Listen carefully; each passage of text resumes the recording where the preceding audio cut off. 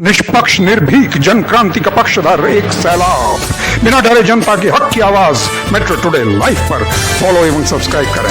हम हैं आपकी असली आवाज, मेट्रो टुडे लाइव।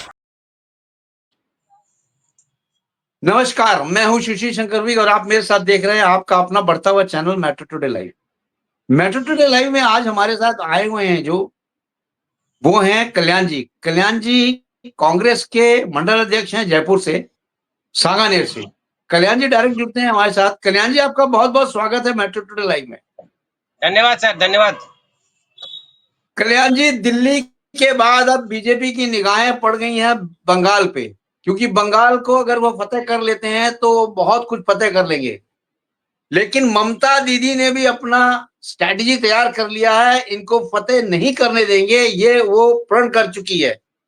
अब देखना ये है कि बीजेपी कहां तक सक्सेस होती है, क्योंकि अब सारी निगाहें इनकी बंगाल को फतेह करने पे है। यानी ममता बनर्जी इधर इंडी में भी गट हो गया है फाड़, और इंडी से एकदम अलग हो गई है ममता बनर्जी। अब देखना यह है कि इंडी का क्या होगा। और इसी तरह केजरीवाल साहब जो आते थे बार बार सामने प्रेस कॉन्फ्रेंस करने, केजरीवाल साहब का जब से खत्म हुआ है आपका चुनाव में हार जीत तो होता ही है, लेकिन केजरीवाल साहब का पता नहीं है कहां, वो दिल्ली में है या कहां है, कुछ अता पता नहीं है केजरीवाल साहब का। हाँ, बेशक संजय सिंह जी को और देखा गया है, और साथ में उसको देखा गया है पंजाब में। कल्याण जी, आपसे जनता ये पूछना चाहती है, क्या दिल्ली के बाद बीजेपी की निगाहें बंगाल पे हैं या ये केवल एक जुमला चल रहा है? जी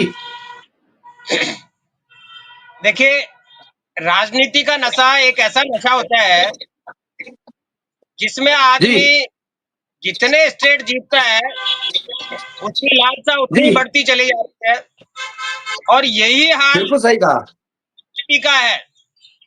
बीजेपी ने जी दिल्ली के लिए सारे साम दाम दंड भेद अपनाए और दिल्ली को जीत लिया, और दिल्ली पे अपनी कठपुतली सीएम को बिठा दिया जो उनके निर्देश पर चलने वाली है, कोई एक्सपीरियंस नहीं है।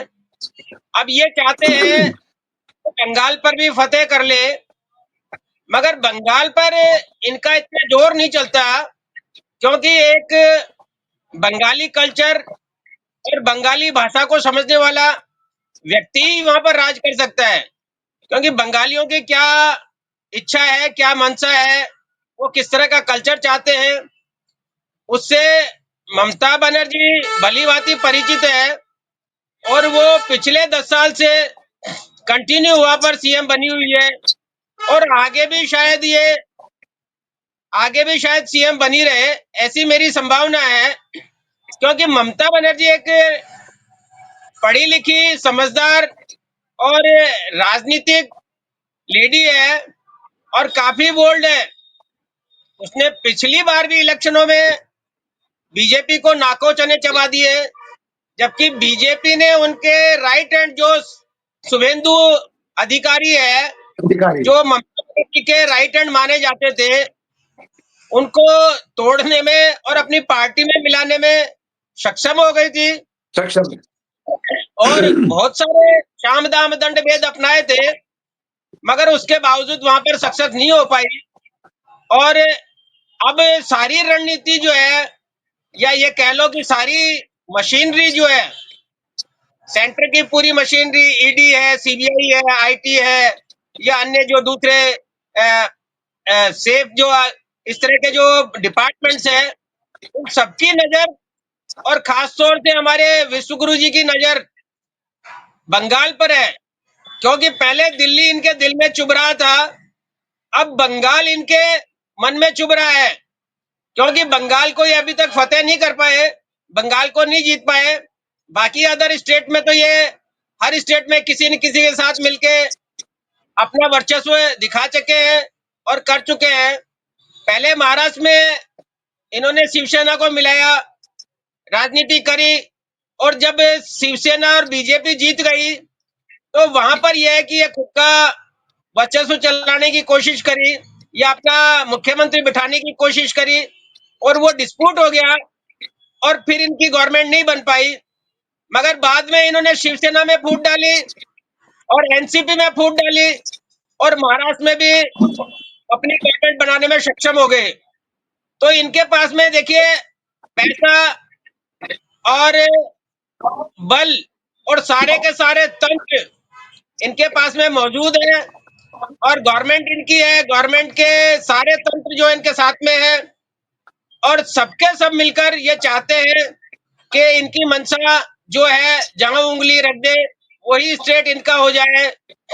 अब देखिए आगे आने वाले टाइम पे बिहार में भी ऐसी चल रहा है। बिहार में जी अभी इनकी गवर्नमेंट है, नीतीश कुमार जी इनके साथ में है, मगर इनकी इच्छा ये है कि नीतीश कुमार जी को हटाकर वहां पर अपना आरएसएस का कोई कैंडिडेट मुख्यमंत्री बनाया जाए।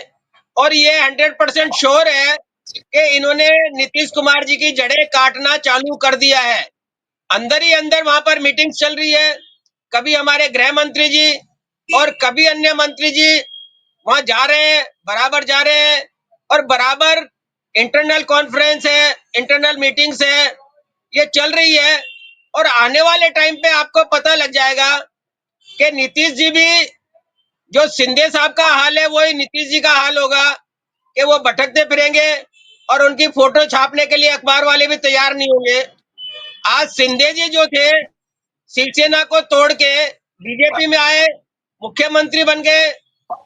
मुख्यमंत्री बनने के बाद में जैसे ही दूसरा टर्म आया, जैसे ही बीजेपी उनके सहयोग से जीती और शिवसेना को किनारे कर दिया और आज शिवसेना की हालत वो है कि जो किसी को न कह सकते हैं और न सह सकते हैं।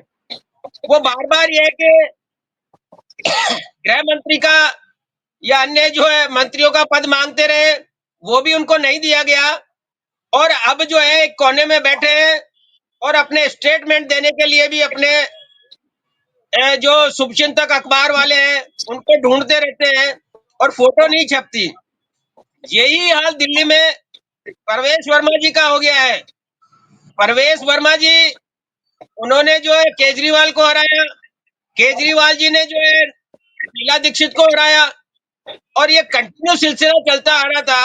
एक परिपाटी थी कि जो मुख्यमंत्री को हराएगा वही मुख्यमंत्री बनेगा। ये पिछले 20-25 सालों से हम देखते आ रहे थे और ये चल रहा था और इसी चक्कर में परवेश वर्मा जी ने करोड़ों रुपए जनता में बांटे और जनता की हर कॉलोनी में जाकर शाम दाम दंड भेद, पैसा है, शराब है, खाना है या वोटर लिस्ट में हेरा फेरी है, जो नहीं करना था वो सारे काम किए और लास्ट में जाकर उनको दरकिनार कर दिया गया और उनको एक ऐसा पोर्टफोलियो दिया गया है जिसका कोई महत्व नहीं है। जो पीडब्ल्यूडी जिसे कहते हैं कि पीडब्ल्यूडी का उनको मंत्री बना दिया कि आप यहीं पर प्योर पड़े रहो। तो पीडब्ल्यूडी का कोई महत्व नहीं है वहां पर क्योंकि केंद्र शासित प्रदेश है, केंद्र सारी देखरेख करता है। तो प्रवेश वर्मा जी के साथ में जो किया है वही अन्य के साथ में होगा। और सबसे बड़ी मैं तो विडंबना ये मानता हूं कि वो कपिल मिश्रा जो मोदी जी को सरेआम खड़े होकर गालियां देता था, मोदी जी के लिए ऐसे वर्ड्स यूज करता था जो शायद हमको बोलने में भी शर्म आती है, उस आदमी को मंत्री पद दे दिया गया। तो इससे बड़ा और होगा क्या देखिए। तो मैं जहां तक समझता हूं या जहां तक मेरी सोच है, ये पार्टी वो पार्टी है जो अपने स्वार्थ के लिए किसी भी हद तक गिर सकती है और किसी भी हद तक जा सकती है। ये नीतीश कुमार जी ने गालियां दी, नीतीश कुमार जी को पुनः सीएम बनाया। यहाँ पर यह है कि जो कपिल मिश्रा जी है उन्होंने गालियां दी, मंच पे खड़े होके दी। आज उनके वीडियो बहुत सारे वायरल हो रहे हैं। उन्होंने क्या क्या कहा जो यहाँ पर बोलने में भी शर्म आती है। और उस आदमी को आप एक अहम ओहदा और ऐसी पोस्ट दी है जो इनके कंधे से कंधा मिलाकर इनके साथ में बैठेगा और इनकी नजरों में नजरें डालकर इनकी तरफ देखेगा। तो मैं समझता हूं कि ये राजनीति है और राजनीति में आदमी का अपना कोई मोरल नहीं होता है। और वो कह गए लोग बाग कि वक्त पड़ने पर आदमी गधे को भी बाप बना लेता है। वही सिलसिला चल रहा है, वही देखने को मिल रहा है।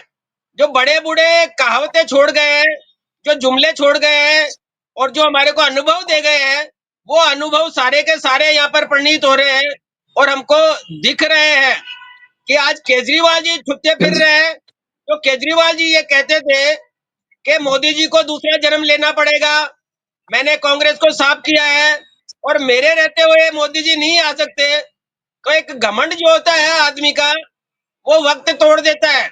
वक्त बहुत बलवान होता है और वक्त का हर आदमी को इंतजार रहता है। आज भले ही कांग्रेस कमजोर हो, भले ही कांग्रेस धरातल पे नहीं हो, मगर यह है कि कांग्रेस ने भी वहां पर काफी दिनों राज किया है और काफी जनता की भलाई का किया है। मगर एक आदमी की जिज्ञासा होती है कि इस आदमी से बढ़िया हो सकता है, शायद ये बढ़िया काम करेगा और इस आदमी से बढ़िया ये काम करेगा। तो आदमी का मन चंचल होता है, तो बार बार पार्टियां बदलता है सत्ता के लिए। अब ये देखते हैं कि ये पार्टी आ गई है, इसने जो वादे किए थे उसका सिलसिला अब चालू हो गया है। लोग बाग 2500 रुपए मांगने के लिए ऑफिस में आने लगे हैं। लोगों ने जो है यमुना को साफ करने की डिमांड चालू कर दी है। इन्होंने कहा था कि हर घर में स्वच्छ जल होगा, दिल्ली जो है पोल्यूशन फ्री होगी। ये बहुत बड़े काम है जो शायद ये नहीं कर पाए और नहीं कर सके, क्योंकि पोल्यूशन एक ऐसी चीज है जिसको आदमी कंट्रोल नहीं कर सकता। वो गॉड गिफ्टेड है। कहाँ से हवा आ रही है, कहाँ जा रही है, किससे हो रहा है, कैसे हो रहा है, इनके लिए बहुत कल, आदमी को अध्ययन की आवश्यकता है। जी जी जी, बोलिए सर। कल्याण जी, जी जैसा आप बोल रहे हैं कि जो चीफ मिनिस्टर को हराएगा वही चीफ मिनिस्टर बनेगा, ऐसा तो कुछ बीजेपी ने कहा नहीं था कि केजरीवाल को अगर प्रवेश मिश्रा जी हराएंगे तो प्रवेश मिश्रा जी को ही हम सीएम बनाएंगे। लेकिन आपकी सोच क्या कहती है कि ऐसा कहा गया था क्या, या जनता ऐसा सोच रही थी कि जो केजरीवाल साहब को हराएगा उसको ही चीफ मिनिस्टर बनाया जाएगा दिल्ली का? ऐसा देखिए, बीजेपी मेरी की सोच नहीं है। बीजेपी की बीजेपी, सोच एक बहुत आगे की सोच है। बीजेपी जो भी सोचती है किसी भी अपने पदाधिकारी के लिए बहुत आगे की सोचती है। अब आप देखिए जो रेखा गुप्ता को बनाया गया है, क्या आप रेखा गुप्ता को कम आकलन कर रहे हैं? रेखा गुप्ता जी वो लेडी हैं जिन्होंने फर्स्ट डे से ही अपना रोब दिखाना चालू कर दिया है, और यहां तक कि जो मोहल्ला क्लिनिक थी उसके ऊपर उन्होंने मंत्री जी से कहा है, जो मंत्री हैं उनसे कहा है कि आप इसको एकदम फर्स्ट प्रायोरिटी पे लीजिए, मोहल्ला क्लिनिक में कितने घपले हुए उनको आप उजागर करिए। खैर वो तो बात की बात है, हम अभी बात कर रहे हैं बीजेपी की जो स्ट्रेटेजी है। वो आप स्ट्रेटेजी बिल्कुल सही बोल रहे थे कि हर प्रदेश हर देश में ये जाना चाहते हैं और इनका नेक्स्ट निशाना होगा बंगाल। ये किसी से भी छुपा नहीं है कि ममता दीदी भी ये समझ चुकी हैं कि अगर केजरीवाल साहब को बीजेपी हरा सकती है या बीजेपी उस पर फतेह पा सकती है दिल्ली पे, तो बंगाल कोई बहुत दूर नहीं है, क्योंकि यहां बैठे हुए हैं स्ट्रेटजी मेकर्स, अमित शाह, मोदी जी जी और भी कई लोग हैं। यानी मोदी जी की गारंटी चलती है और अमित शाह जी का डायरेक्शन चलता है। आप इससे कहां तक वाकिफ हैं? देखिए, सबसे बड़ी बात यह है कि जी एक सिस्टम होता है कि अति सर्वत्र वर्जते, अति जो है सब जगह अगर हो जाती है तो नुकसानदायक होती है। और मोदी जी के और बीजेपी के जो कार्यकलाप और भाषण और जो वादे थे वो सारे के सारे अब अति की हो रहे हैं, अति हो चुकी है। लोग बहुत समझ रहे हैं, लोगों ने बहुत भरोसा करके इनको मैंडेट दिया है और आज 80% भारत पे बीजेपी का राज है। तो जी 80% लोगों को ये जो कमिटमेंट कर चुके हैं उनमें से 8% भी वादे पूरे नहीं हुए। इनके पास में कहने को सुनने को कुछ नहीं है, काम करने को कुछ नहीं है। आज इतना लंबा चौड़ा लवाजमा और इतने लंबे चौड़े स्टेटमेंट स्टेटों में गवर्नमेंट होने के बावजूद इनके पास में इनकी पर्सनल एयरलाइंस नहीं है। इसे इंडियन एयरलाइंस थी पहले, इनकी इंडियन एयरलाइंस नहीं है, जिसके कारण हमारे जो भाई बंद है जो अमेरिका में बैठे हुए थे, उनको बेड़ियां डालकर, कड़े डालकर, और ट्रंप सरकार ने सैनिक जहाज से यहाँ पर भेजा। तो ये भी एक बहुत दुखद घटना है और शर्मदार है। इनको शायद शर्म आए नहीं आए, मगर मजबूरी ये है कि इनके पास में कोई हवाई जहाज नहीं है भेजने के लिए। आज अगर किसी को भेजते हैं तो उसको किराया देना पड़ता है, क्योंकि हमने सब बेच दिया। हमारे पास रेलवे नहीं है, हमारे पास एयरपोर्ट नहीं है, हमारे पास बंदरगाह नहीं है, हमारे पास बहुत सारे पेट्रोलियम नहीं है। तो हम लोग बाग सिर्फ एक नाम मात्र के हैं और हम अपने आप को कहते हैं कि हम विश्व गुरु हैं और हम जो है विश्व के 5वें आदमी बन गए, या हमारा देश जो है ना इतनी तरक्की कर लिया। तो आंकड़ों में भले ही हम विश्व गुरु बन गए हो, मगर हमारी पोजीशन जो है बाहर विदेशों में किस तरह की है, ये पेपर्स में और मीडिया में भली भांति चल रहा है। रिसेंटली अभी ये गए थे हमारे प्रधानमंत्री साहब, तो इनके साथ में किस तरह का व्यवहार हुआ और कैसे इनका वेलकम किया गया, ये किसी से छुपा हुआ नहीं है। ये सब मीडिया में चल रहा था और आगे भी चलता रहेगा। तो ये जो चलाया जा रहा है नैरेटिव के महामहिम एक जो प्रोपेगेंडा, वो कितने दिन चलेगा? देर सवेर इसका भांडा तो फूटना ही फूटना है। आज नहीं 2 दिन बाद पता लगेगा। और अब धीरे धीरे लोगों को पता लगने लगा है। इन्होंने कहा था 500 रुपए की गैस देंगे, कितने लोगों को दे रहे हैं? उन्होंने कहा था कि 2,500 रुपए हर महिला को मिलेंगे, कितनों को दे रहे हैं? 2 करोड़ नौकरियां कितनों को दे दी? 15 लाख को दे दिए। तो किसानों की आय डबल कर देंगे। तो ये सारे के सारे जुमले चल रहे हैं और धीरे धीरे कल्याण जी अभी तो सत्ता संभाली है रेखा गुप्ता जी ने, और प्रधानमंत्री जी ने ये भी अनाउंस किया था कि महिला दिवस 8 मार्च को है। 8 मार्च को हर बहन के अकाउंट में 2500 रुपए जाएंगे। तो महिला दिवस वाले दिन ही ये उनको 2500 रुपए हर महिला के अकाउंट में देंगे। आप क्या सोच रहे हैं कि जिस दिन से लगा उस दिन से चालू हो जाए क्या? हर चीज में टाइम लगता है। देखिए यमुना को सफाई चालू हो गई, यमुना को साफ करने लगे, हर चीज होगा, टाइम से होगा। टाइम आने दीजिए, सब होगा। अभी तो 5 साल हैं, अभी कल थोड़ी सरकार खत्म हो जाएगी। अभी तो 5 साल है सरकार के पास। सरकार धीरे धीरे ठोस कदम रखती है, क्योंकि इनका जो भी काम होता है वो धरातल पे होता है, ये नहीं कि आज किया कल खत्म। जी देखिए, मैं आपकी बात से सहमत हूँ कि जी हथेली पे सरसों नहीं उगती, उसमें वक्त लगता है। और जी अभी सीएम बनी है तो उससे पूछना मुनासिब नहीं है। मैं तो सिर्फ बीजेपी गवर्नमेंट की बातें कर रहा हूँ कि हमारे जी प्रधानमंत्री जी फर्स्ट टाइम जब गए थे तो इन्होंने गंगा पे खड़े होके कहा था कि गंगा माता ने मुझे बुलाया है, मैं बेटा हूं गंगा जी का और इसको स्वच्छ करने की मेरी जिम्मेदारी है और मैं करूंगा। 11,000 करोड़ रुपए अपने मित्र पार्टी को फंड भी दिया इसका, मगर गंगा कितनी साफ हो पाई और उसमें कितना काम हुआ, ये सबके सामने है। बताने की आवश्यकता नहीं है, क्योंकि बताते ही यहाँ पर विपरीत होता है सारा काम। जैसा अभी आपने कह दिया कि 8 तारीख को महिला दिवस है और 8 तारीख को हर महिला के खाते में 2500 रुपए चले जाएंगे। मगर एक मैं और बात बताना चाहूंगा आपको कि 80 करोड़ लोगों को जो राशन दे रहे थे, जी बोलिए। उसको तो लोगों की लिस्ट निकाली जा रही है कि किस किस को बाहर करना है। कुछ लोगों को तो पेपर के थ्रू अवगत करवा दिया गया है और उनको रिकवरी के नोटिस दिए जा रहे हैं कि आपने गवर्नमेंट का फ्री का अनाज खाया है, उसके पैसे दो आप। तो ये गवर्नमेंट तो ऐसा है कि आपको एक साइड से देती है और दूसरे साइड से छीन लेती है। यही हाल इन्होंने एमपी में किया। एमपी में महिलाओं को जो मातृ शक्ति के नाम पे पैसे दिए गए थे 3-3 हजार रुपए, उनके सारे पैसे रुकवा दिए गए और अब उन कुछ महिलाओं को नोटिस भी दे दिए गए हैं कि आपने जो है गलत ले लिए पैसे, आप पैसे हमें वापस करें, अन्यथा आप पर कानूनी कार्रवाई होगी। तो ये जो है इस तरह की जो है कि दाना डालकर किसी को फंसाना और फिर उसका शिकार करना या तो उसको तड़पाना, ये इनकी रणनीति है।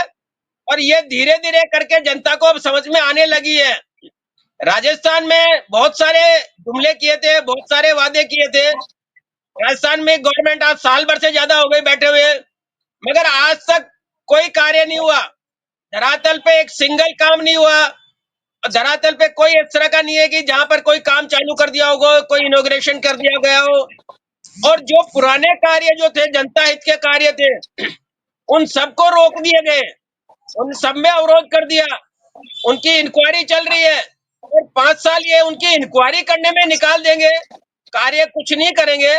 इसलिए जनता सब समझ रही है, जनता देख रही है, मगर जनता को ये था कि शायद ये कांग्रेस से बढ़िया कार्य कर सकते हैं और कांग्रेस से बढ़िया हमारे को सुविधाएं दे सकते हैं, इसलिए जनता ने इनको चुना।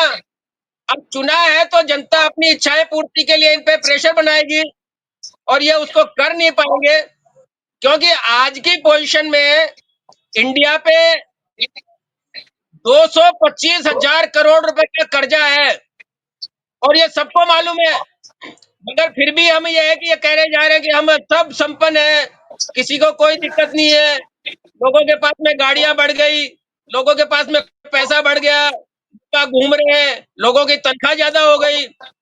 अगर एक साधारण से आदमी को आप जाकर पूछिए कि उसकी स्थिति क्या है, वो अगर शाम तक 1000 रुपए भी कमा के लाता है तो उसके घर की पूर्ति नहीं होती, खाना पूरा नहीं होता, पेट भर के खाना नहीं खा सकता। अगर ये कि 1000 रुपए अमाउंट बहुत बड़ा लगता है तो इनको लगता है कि पहले 500 रुपए मिलते थे, आज इनको 1000 रुपए मिल रहे हैं, इससे भी पूर्ति नहीं हो रही। इन्होंने सारी चीजों पे टैक्स लगा दिया। आपको सुविधाएं देने के बजाय इन्होंने जो आपकी मूलभूत सुविधाएं होती है व्यक्ति की, जिसमें आप कह लो शिक्षा कह लो, बेरोजगारी कह लो, रोजगार कह लो, महंगाई कह लो, ये 4 चीजें अगर आदमी को टाइम पे और सही तरीके से मिलती रहे तो आदमी संपन्न और सुखी रहता है। मगर यहाँ पर न महंगाई पर कोई बात करता है, न बेरोजगारी पर कोई बात करता है, न शिक्षा पर कोई बात करता है। सिर्फ ये प्रोपेगेंडा चला जा रहा है कि आदमी को सिर्फ एक ही धार्मिक उन्माद फैलाया जा रहा है और धर्म के नाम पर वोट बटोरे जा रहे हैं। वो इसीलिए मैं कह रहा हूँ कि हर चीज की अति होती है। धर्म के नाम पर आदमी कितना वोट देगा, कितनी बार देगा? 1 बार दे दिया, 2 बार दे दिया, 3 बार दे दिया, हो सकता है 4 बार भी दे दे, अगर उसका भूख थोड़ी शांत हो जाती है इनसे। इसलिए अगर इनको चाहिए तो कम से कम लोगों की जरूरतें को पूर्ति करे, लोगों की सुख सुविधा का ध्यान रखे। आपके स्वास्थ्य है, शिक्षा है, महंगाई है, बेरोजगारी है, इनकी तरफ इनको ध्यान देना होगा। और इनके लिए इनके पास में कुछ नहीं है, क्योंकि महंगाई ये रोक नहीं सकते, इन्होंने तो प्राइवेट कर दिया।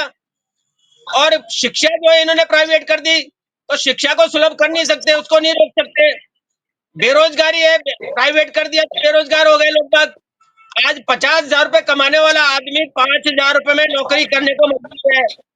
जिसकी शिक्षा 50 लाख रुपए लेकर देकर जिसने शिक्षा ग्रहण करी है, तो 50,000 रुपए में नौकरी कर रहा है, तो 5 लाख रुपए मिलने चाहिए थे।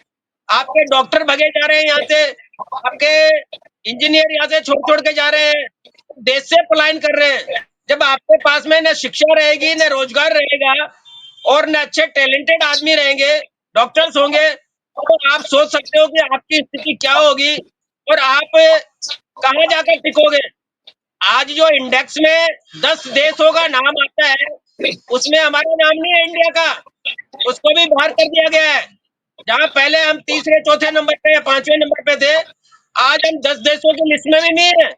आज हम छोटे छोटे जो देश है, सोमालिया जैसे देश है, बांग्लादेश है, श्रीलंका है, पाकिस्तान है, अगर देखा जाए एक्चुअल में तो उनसे भी बुरी स्थिति हो रही है। और आगे जाकर न जाने क्या होगा, कैसा होगा। वो कहते हैं कि सारा देश जो है राम जी के भरोसे चल रहा है और राम जी इसको चला रहे हैं। मोदी जी तो सिर्फ एक राम जी को लाने वाले हैं, मगर वो नीरव मोदी को और विजय माल्या को नहीं ला सकते। जो आदमी राम जी को ला सकता है वो इन भगोड़ों को नहीं ला सकता, जो देश का पैसा लूट कर बैठे हैं उनको नहीं ला सकता। ये विडंबना है और ये देर सवेर लोगों के दिमाग में से निकल जाएगी और ये वापस धरातल पे आ जाएंगे। ओटू सर। कल्याण जी, आप ये बताएं कि बांग्लादेश, आई एम सॉरी, आप ये बताएं कि वेस्ट बंगाल में ममता दीदी क्यों तड़प रही हैं? ममता दीदी क्यों अपना तड़पाई दिखा रही हैं कि अब वो एकदम से चारों तरफ से घिर चुकी हैं? यानी कि रोहिंग्या भी बहुत बड़ा कारण है वेस्ट बंगाल में। जो एंट्रीज आई हैं वो वेस्ट बंगाल में इसी के कारण आप आदमी का जो सरकार थी वो यहाँ से गिरी है दिल्ली से, उसका भी एक बहुत बड़ा कारण था रोहिंग्या, यानी इन्फिल्ट्रेशन लोग का था। वेस्ट बंगाल जी में भी चारों तरफ से इन्फिल्ट्रेशन आ रहे हैं, बाहर से लोग आ रहे हैं, रोहिंग्या को नहीं रोक पा रही हैं ममता दीदी। अब ममता दीदी को इसी पॉइंट पे अमित शाह जी घेरेंगे और वहां से रोहिंग्यास को आइडेंटिफाई करेंगे और आइडेंटिफाई करने के बाद रोहिंग्यास को वहां से देश निकालेंगे। ये एक स्ट्रेटजी वो बनाने जा रहे हैं और ये स्ट्रेटजी से हो सकता है कि वेस्ट बंगाल इनके कब्जे में आ जाए बीजेपी के। जी देखिए, कल्याण आप जी। जो कह रहे हैं वो एक कल्पना है और राजनीति कुछ और है, जिसे हम अपना मोदी जी बहुत अच्छा दोस्त मान रहे हैं। वो जी व्यक्ति व्यवसायी व्यक्ति है और अमेरिका है। आपके सामने बहुत सारे उदाहरण हैं। उसने पाकिस्तान को बर्बाद कर दिया और अभी रिसेंटली आप देखिए यूक्रेन को बर्बाद कर रहा है। तो एक अमेरिका ऐसा है कि अभी 3 दिन पहले एक न्यूज चली थी कि 2014 से लेकर 2024 तक $21 मिलियन गवर्नमेंट को अस्थिर करने के लिए दिए गए थे। मगर उसकी जांच पड़ताल हुई और हमारे जो इंडियन एक्सप्रेस जो है ना उसने छापा कि जो डॉलर्स और जो एड दी गई थी और जिसे अभी अमेरिका ने बंद किया है वो बांग्लादेश को दी गई थी, इंडिया को नहीं दी गई थी। और वो बांग्लादेश को दी गई थी ताकि भारत में अस्थिरता फैले और भारत की गवर्नमेंट डामाडोल हो। और वो उसका रिजल्ट जो है अभी कल परसों में आ गया है और आप चाहे तो गूगल पर सर्च कर ले। और आज फिर दूसरा एक स्टेटमेंट आया है ट्रम्प साहब का। वो ये कहते हैं कि $21 मिलियन जो है हमने बीजेपी को दिए। तो बीजेपी को दिए हैं तो बीजेपी को किस लिए दिए गए हैं? क्योंकि बीजेपी की गवर्नमेंट थी और बीजेपी चला रही थी। तो सिर्फ कौन कर रहा था, किसको कर रहा था? तो ये बहुत सारी चीजें हैं। तो अमेरिका पर विश्वास करना बहुत मुश्किल है। अमेरिका ने सारा अपना पुराना जो असला था या पुराने जो जहाज थे या पुराना लड़ाई के जो साजो सामान था उसको सबको यूक्रेन को देके डिस्पोज करवा दिया। क्योंकि डिस्पोज करने में करोड़ों रुपए खर्च होते हैं, हर कोई आदमी कहाँ डिस्पोज करे। इसलिए मौका देखकर उसने रशिया से काम करवाया और वो सारा जो जितना भी उनका जो पुराना विस्फोट होने वाला था या खराब होने वाला था कबाड़ था वो दे दिया और एक उस पर एहसान कर दिया। और अब यूक्रेन से कह रहे हैं कि यूक्रेन में जो खनिज निकलेगा वो आप हमें उसके बदले दें। तो अमेरिका कभी किसी को फोकट में कुछ नहीं देता और ये इंडिया को ध्यान रखना चाहिए। बरसों बरस हमारा जो मित्र रहा है वो रशिया था और रशिया ने हमको कभी धोखा नहीं दिया और हमारे कंधे से कंधा मिलाकर खड़ा रहा। मगर आज हमारी गवर्नमेंट जिसे कहते हैं कि हमारे मित्र है ट्रम्प साहब, उन्होंने आपके लोगों के साथ में क्या कहा और क्या किया और मोदी साहब को कितना वेलकम दिया और क्या कहा, ये सारी की सारी चीजें मीडिया में है, ये तरोताजा है, हर आदमी के दिमाग में है। और आज भी वो मजाक उड़ाते हैं कि इंडियन प्रधानमंत्री का, क्योंकि इंडियन प्रधानमंत्री कुछ समझता नहीं है या उसको इंग्लिश नहीं आती या इंग्लिश के मीनिंग्स नहीं समझते, तो वो लोग बाग उसका मजाक उड़ाते हैं। जैसा अभी रिसेंटली आपने देखा होगा कि वहां के मीडिया ने ये तक कह दिया कि आप हमको इंडियन गोदी मीडिया मत समझिए, आपसे जो सवाल पूछ रहे हैं उसका जवाब दीजिए। और मोदी जी बगले झांकने लगे और फिर उन्होंने कह दिया कि ये पर्सनल मामला है। तो ये देश का मामला है जो जिसे कहते हैं कि पर्सनल मामला है, क्योंकि पर्सनल मामला इसका मतलब ये है कि मोदी जी भी कहीं न कहीं उसमें इन्वॉल्व है, उनका पर्सनल मामला है। वो अपने मित्र के बारे में कुछ सुनना नहीं चाहते, किसी को बताना नहीं चाहते। तो ये तो देश की बाहर स्थितियां हैं और आने वाले टाइम पे न जाने क्या होगा और कैसे देश चलेगा, यही सोचकर आम जनता कल्याण परेशान जी, है। कल्याण जी जी। टाइम मेरे पास इतना ही था। आपका आने के लिए बहुत बहुत धन्यवाद। Thank you very much. जय हिंद, जय भारत। जय हिंद, जय भारत सर।